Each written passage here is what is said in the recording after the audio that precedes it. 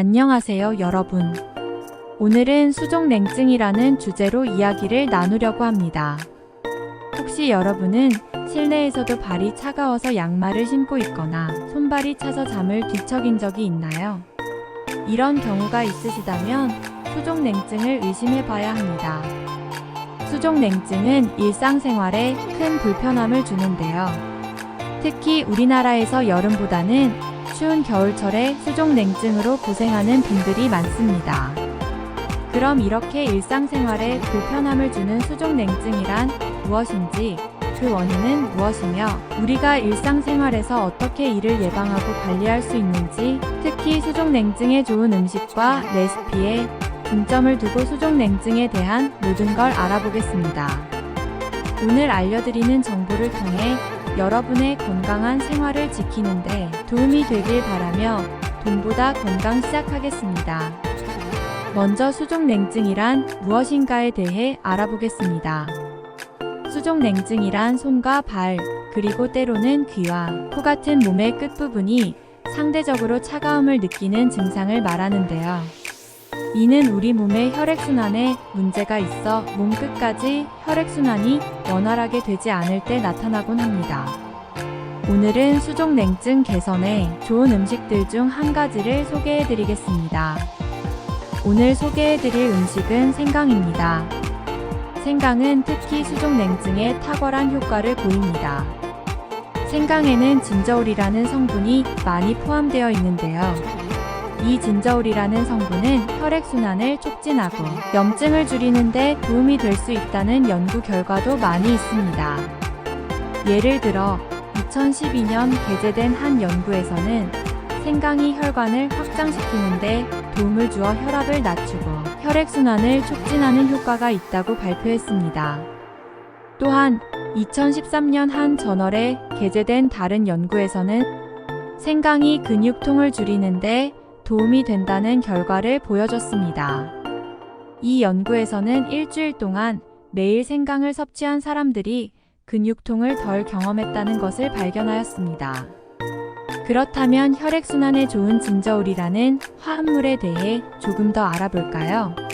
생강의 특유의 향과 맛은 다들 알고 계실 텐데요. 생강의 특유의 향과 맛은 진저올이라는 성분 때문에 만들어지게 됩니다. 진저올은 체온을 높이는 효과가 있으며 이는 혈액순환을 촉진시키는 역할을 합니다. 혈액순환이 잘 되면 손과 발에도 피가 잘 돌 것이며 따라서 이는 수족냉증에 도움이 될 수 있겠죠. 하지만 이런 진저올이 풍부한 생강을 모든 사람이 잘 소화하거나 혹은 알레르기 반응 없이 섭취할 수 있는 것은 아닙니다. 따라서 생강이나 진저올을 섭취할 때는 개인의 체질과 건강 상태를 꼭 고려해야 합니다. 그렇다면 생강을 섭취할 때 어떤 점들을 주의해야 하는지 궁금하지 않으신가요? 지금부터 생강을 섭취할 때 주의해야 하는 점들을 설명드리겠습니다.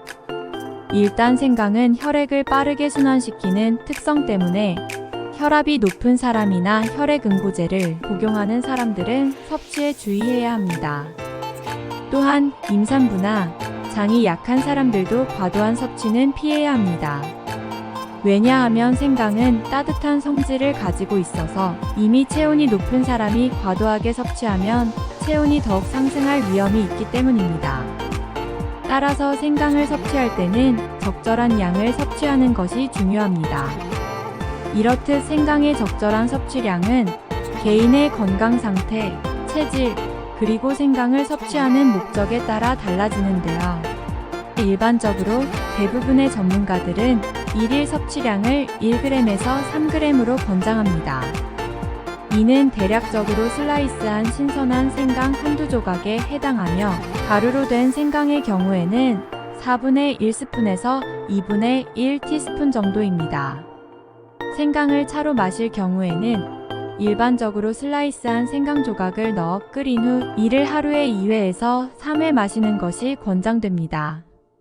이런 방식으로 섭취하면 생강의 효능을 충분히 누릴 수 있으면서도 과다한 섭취를 피할 수 있습니다. 일반적으로 생강은 소화를 돕고 감기 증상을 완화하며 통증과 염증을 줄이는데 많은 도움이 되기 때문에 이런 효능을 원하는 경우 매일 소량씩 꾸준히 섭취하는 것이 좋습니다. 그렇다면 생강을 어떻게 먹는 게 건강하게 먹는 걸까요? 생강은 여러 가지 방법으로 섭취할 수 있는데 그중 가장 일반적인 방법은 방금 전 섭취 시 주의사항 때 말씀드렸다시피 차로 마시는 것입니다. 특히 생강차는 따뜻한 물과 함께 섭취하게 되면 체내순환을 촉진시켜 수족냉증 증상을 완화하는 데에 아주 큰 도움이 됩니다.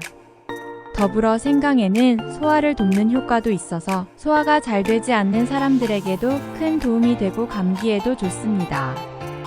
그럼 첫 번째로 생강차 레시피에 대해 말씀드릴게요. 첫 단계에서는 신선한 생강 한 조각을 얇게 썰어서 물 2컵과 함께 끓이는 작업을 합니다. 생강은 특유의 향과 맛을 낼 수 있도록 얇게 썰어야 합니다. 다음으로 생강의 향이 충분히 우러나오도록 10분에서 15분간 물과 함께 끓여주는 과정이 필요합니다.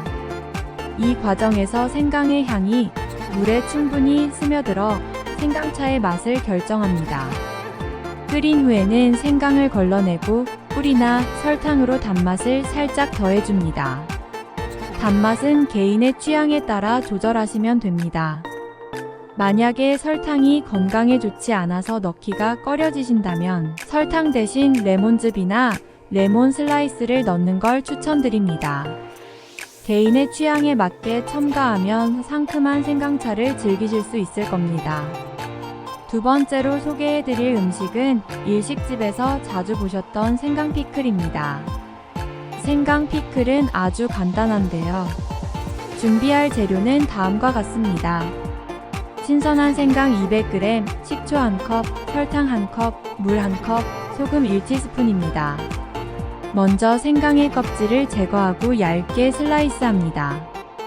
슬라이스하는 방법은 자신이 선호하는 대로 선택하면 됩니다. 다음으로 소금 한 꼬집을 넣은 물에서 생강 슬라이스를 30분 동안 삶아줍니다. 이 과정은 생강의 강렬한 맛을 줄이고 부드럽게 만드는데 도움이 됩니다.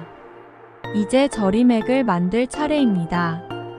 별도의 냄비에 식초 1컵, 설탕 1컵, 그리고 물 1컵을 넣고 설탕이 완전히 녹을 때까지 중간 불에서 가열합니다. 삶은 생강을 깨끗이 씻어서 병에 넣고 만든 절임액을 부어줍니다. 절임액이 생강을 완전히 덮도록 하는 게 중요합니다. 마지막으로 병을 닫고 실온에서 하루 정도 두어 생강이 절임액을 잘 흡수하게 합니다. 이후 냉장고에 보관하면서 필요할 때 꺼내 사용하면 됩니다. 이렇게 만든 생강 피클은 약 한 달 동안 냉장고에 보관할 수 있습니다. 이렇게 만든 생강 피클은 음식에 부드러운 맛을 더해주고 소화를 돕는데 도움을 줍니다. 특히 일식이나 중식과 잘 어울립니다. 다음으로 세 번째 생강 음식을 소개해 드리겠습니다. 한국인은 뭐니뭐니 해도 밥심이죠. 간단하지만 영양 만점인 생강쌀밥 레시피입니다. 먼저 백미 2컵을 깨끗이 씻은 후 체에 받쳐 물기를 빼줍니다. 이 과정은 쌀알이 밥솥에서 더욱 고루 익도록 해줍니다. 다음으로 생강 한 2조각을 준비합니다. 생강의 양은 개인의 취향에 따라 조절 가능합니다. 생강의 향이 강하다면 양을 줄이고 생강의 맛을 좋아한다면 늘리시면 됩니다. 이제 밥솥에 쌀, 생강, 참기름 2티스푼, 소금 1티스푼을 넣습니다. 적절한 양의 소금은 쌀밥의 맛을 더욱 부각시켜줍니다. 재료를 넣고 한번 고루 섞어주세요.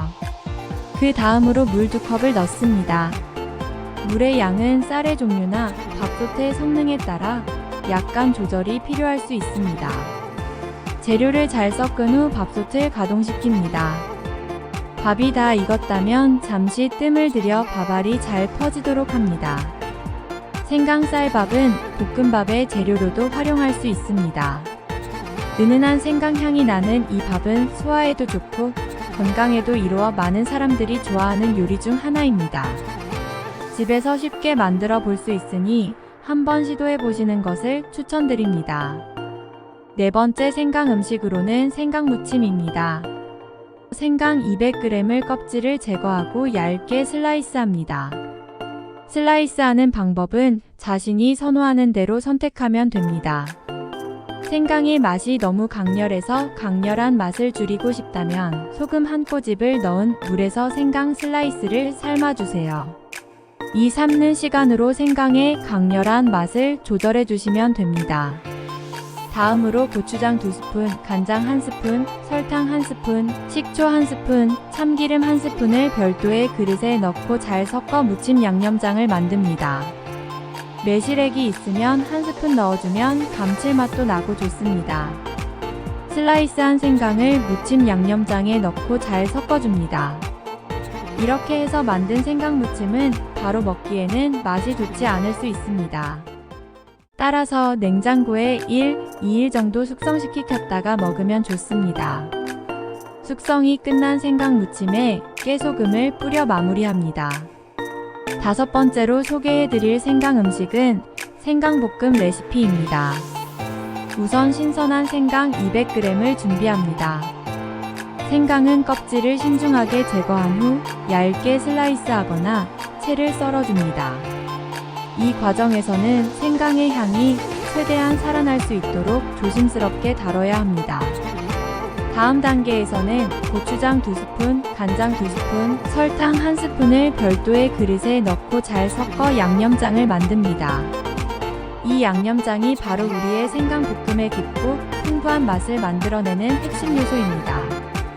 그 다음 단계에서는 팬에 식용유를 두르고 준비한 생강을 중불에서 볶습니다.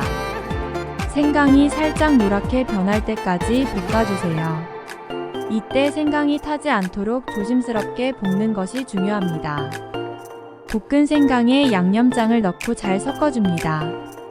양념이 생강에 고루 배도록 중불에서 계속해서 볶아주세요. 이 과정이 생강볶음의 맛을 결정짓는 중요한 단계입니다. 마지막으로 참기름과 깨소금을 넣고 한 번 더 잘 섞어주면 완성입니다. 참기름의 향과 깨소금으로 요리의 완성도를 더 높여줍니다. 마지막 여섯 번째 추천 음식은 생강 콩나물 레시피입니다. 콩나물 한 봉지를 씻어서 끓는 물에 살짝 데쳐둡니다. 콩나물이 충분히 익었는지 확인하려면 콩나물이 투명해지는 것을 확인하면 됩니다. 이때 콩나물은 충분히 씻어 깨끗이 만든 후 물에 데쳐서 불편한 냄새를 제거하고 부드러운 식감을 만들어줍니다. 콩나물은 각종 비타민과 미네랄이 풍부하며 특히 비타민C가 많이 들어있어 피로회복에 좋습니다. 다음으로 신선한 생강 한 조각을 얇게 썰어 준비합니다. 생강은 얇게 썰어야 콩나물과 잘 어울리며 볶음 요리 시간 동안 잘 익을 수 있습니다. 팬에 기름을 두르고 생강을 볶은 후 데친 콩나물을 추가하여 함께 볶아줍니다. 이때 생강의 향이 콩나물에 잘 스며들도록 함께 볶아줍니다. 간장 2스푼, 설탕 1스푼, 참기름 1스푼을 섞어 볶는 도중에 첨가하여 잘 섞어줍니다. 이때 간장과 설탕은 콩나물의 묵직한 맛을 중화시키며 참기름은 깊은 향을 더해줍니다. 콩나물이 부드럽게 익을 때까지 중불에서 볶아줍니다. 이 과정에서 콩나물의 신선한 맛과 생강의 향이 잘 어우러져 맛있는 볶음 요리를 만들어줍니다. 마지막에 통깨를 살짝 뿌려주면 완성입니다. 각각의 레시피에서 양념의 양은 기호에 따라 조절하시면 됩니다. 또한 생강은 특유의 강한 향과 맛이 있으므로 처음에는 작은 양부터 시작하여 적응해 보시는 것도 좋습니다. 생강의 매운맛을 중화시키거나 다른 재료와의 조화를 이루기 위해 다양한 양념을 활용해 보시는 것도 추천드립니다. 이 모든 과정을 통해 건강에 좋은 생강을 맛있게 즐길 수 있습니다. 음식 외에도 운동을 통해 수족냉증을 개선할 수 있는 방법은 또 있는데요. 몸의 혈액순환을 돕는 두 번째 방법, 바로 운동입니다. 그 중에서도 집에서 간편하게 실천하기 좋고 효과도 아주 좋은 양 손발 마주치기 운동을 소개해 드리겠습니다. 이 운동은 전신 운동으로서 일주일에 3회에서 5회 정도 수행하는 것이 적당하며 한 번의 세트에는 10회에서 15회 정도의 반복을 권장하며 이를 2세트에서 3세트 수행하는 것이 좋습니다. 각 세트 사이에는 1, 2분 정도의 휴식 시간을 가지는 것이 중요합니다. 이는 근육이 충분히 회복될 수 있도록 하기 위함입니다. 여러분, 운동은 꾸준히 하는 것이 중요합니다. 하루에 5분이라도 꼭 실천하시길 바랍니다. 이제 이 운동을 수행하는 방법을 단계별로 자세히 설명드리겠습니다. 첫 번째로 먼저 바닥에 등을 대고 눕습니다. 이때 머리를 들어올리지 않고 바닥에 머리를 두고 어깨는 편안하게 바닥에 닿도록 합니다. 이렇게 하면 몸이 안정된 상태를 유지하면서 운동에 집중할 수 있습니다. 다음으로 두 손을 양옆으로 벌리고 두 발을 바닥에 닿게 하여 무릎을 세웁니다. 이 자세는 복부 근육을 활성화하는 데 필요한 기본적인 포즈입니다. 그 다음 복부 근육을 이용하여 상체를 들어 올리면서 오른쪽 무릎을 가슴 쪽으로 당깁니다. 동시에 왼쪽 팔을 앞쪽으로 움직여 오른쪽 무릎과 왼쪽 손이 마주치도록 합니다. 이 동작은 복부 근육뿐만 아니라 팔과 다리 근육을 함께 활용하게 됩니다. 이후 상체를 바닥으로 내려놓고 오른쪽 다리와 왼쪽 팔을 원래의 위치로 돌려놓습니다. 이렇게 함으로써 몸을 원래의 상태로 되돌려 놓고 다음 동작을 준비합니다. 같은 동작을 반대쪽으로 수행합니다. 즉, 왼쪽 무릎을 가슴 쪽으로 당기고 오른쪽 팔을 앞쪽으로 움직여 왼쪽 무릎과 오른쪽 손이 마주치도록 합니다. 이렇게 하면 근육의 밸런스를 맞추는 데 도움이 됩니다. 이 동작을 무리하지 않고 빠르지 않게 천천히 반복적으로 수행합니다. 이때 중요한 점은 복부 근육을 최대한 이용하고 상체와 하체를 동시에 움직이는 것입니다. 또한 너무 빠른 속도보다는 꾸준하고 정확한 동작을 유지하는 것이 중요합니다. 이렇게 함으로써 근육에 과도한 부담을 주지 않으면서도 효과적인 운동을 할 수 있습니다. 이 운동을 수행하면서 몇 가지 주의할 점이 있습니다. 첫째, 복부에 힘을 주어 상체를 들어 올릴 때 목에 힘을 주지 않도록 주의해야 합니다. 이는 목이 아닌 복부 근육을 주로 사용하도록 돕기 위함입니다. 둘째, 팔과 다리를 움직일 때 너무 빠르게 움직이지 않도록 주의해야 합니다. 이는 근육에 부담을 주지 않으면서도 효과적인 운동을 유지하기 위함입니다. 양 손발 마주치기 운동은 간단하면서도 효과적인 전신 운동으로 꾸준히 수행하면 혈액순환을 촉진하고 근육을 강화하는 데 큰 도움이 됩니다. 특히 혈액순환을 촉진함으로써 수족 냉증 개선에도 도움이 될 수 있습니다. 하지만 이 운동을 처음 시작하는 경우 또는 체력이 부족한 경우에는 부상을 방지하기 위해 운동 강도를 점진적으로 높여나가는 것이 중요합니다. 이렇게 하면 안전하면서도 효과적으로 운동을 즐길 수 있습니다. 운동을 시작하면서 체력이 부족하다면 처음에는 한 세트에 5회 정도부터 시작하여 점차 운동량을 늘려가는 것이 좋습니다. 또한 운동 강도는 체력과 건강 상태에 따라 점차 높여가는 것이 안전하고 효과적입니다.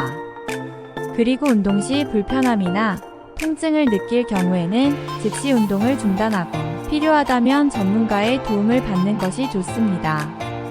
체력을 너무 과도하게 사용하지 않도록 주의하며 안전한 운동을 위해 올바른 자세를 유지하는 것이 중요합니다.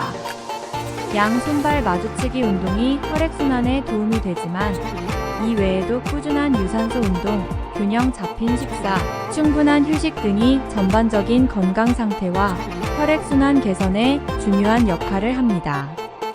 마지막으로 운동 시 불편함이나 통증을 느낄 경우에는 즉시 운동을 중단하고 필요하다면 전문가의 도움을 받는 것이 좋습니다. 체력을 너무 과도하게 사용하지 않도록 주의하며 안전한 운동을 위해 올바른 자세를 유지하는 것이 중요합니다. 또한 이 운동은 무거운 아이템을 들거나 복잡한 움직임을 요하는 다른 운동과 달리 간단하면서도 효과적인 방법으로 근육을 강화시키는 이점이 있습니다. 이 운동은 심장 박동수를 높여 혈액순환을 촉진하는 데도 아주 효과적인데요. 심장 박동수가 높아지면 혈액이 몸 전체로 더 잘 퍼져나가므로 수족 냉증에 당연히 좋게 작용하겠죠. 몸의 온도를 일정하게 유지하고 몸의 각 부분에 필요한 영양분과 산소를 공급하는 데 기여하므로 전반적인 건강에도 도움이 됩니다. 양 손발 마주치기를 시간을 내서 하기 힘드시다면 일상생활에서도 계단을 이용하거나 짧은 거리는 걸어가기, 마지막으로 따뜻한 물에 발을 담그는 것 등의 생활 습관을 가지면 수족 냉증에 큰 도움이 됩니다. 특히 잠자기 전에 따뜻한 물에 조격을 10분에서 15분 정도 하신다면 수족 냉증으로 이루지 못했던 숙면에 더욱 효과를 보실 수 있으실 겁니다. 이러한 습관은 전반적인 건강 상태를 유지하는 데도 큰 도움이 되므로 꾸준히 실천하는 것이 중요합니다. 이번에는 수족 냉증에 영향을 미칠 수 있는 안 좋은 음식 5가지를 간단히 설명드리겠습니다. 첫 번째로 카페인이 많은 음료를 주의해야 합니다. 카페인은 혈관을 수축시키는 효과가 있어 심장 박동을 가속시키고 이로 인해 혈액순환이 원활하지 않게 됩니다. 이와 같이 카페인이 많이 함유된 음료나 음식, 예를 들어 커피, 홍차, 초콜릿 등은 수족 냉증을 악화시킬 가능성이 있으므로 섭취를 자제하는 것이 좋습니다. 두 번째로 과도한 알코올 섭취는 피해야 합니다. 알코올은 일시적으로 체온을 높이는 효과가 있지만 장기적인 관점에서 보면 체온을 떨어뜨리고 혈관을 수축시키는 역할을 합니다. 이로 인해 수족 냉증이 악화될 수 있습니다. 세 번째로 흡연은 특히 주의해야 합니다. 흡연은 혈액순환에 방해가 되며 특히 손발의 혈관을 수축시켜 수족 냉증을 악화시키는 원인이 됩니다. 네 번째로 과도한 소금 섭취는 피해야 합니다. 소금은 체내의 물분 배분을 교란시키고 이로 인해 혈압이 상승하게 됩니다. 따라서 이는 혈관에 부담을 주어 수족 냉증을 악화시킬 수 있습니다. 마지막으로 과도한 설탕 섭취도 주의해야 합니다. 설탕은 혈관을 수축시키고 염증을 유발하는데 이는 혈액순환이 원활하지 않게 되는 결과를 초래합니다. 설탕이 많이 들어있는 음식이나 음료는 수족 냉증을 악화시킬 수 있습니다.